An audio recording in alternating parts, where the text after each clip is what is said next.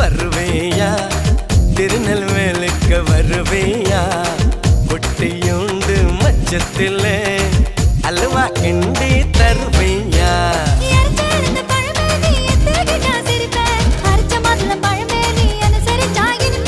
கிடைச்ச முந்தரி பழமே நீ கெட்டதெல்லாம் ஜெயிப்பேன் வெடிச்ச வெள்ளரி பழமே வெக்கம் பார்த்த எடுப்பேன்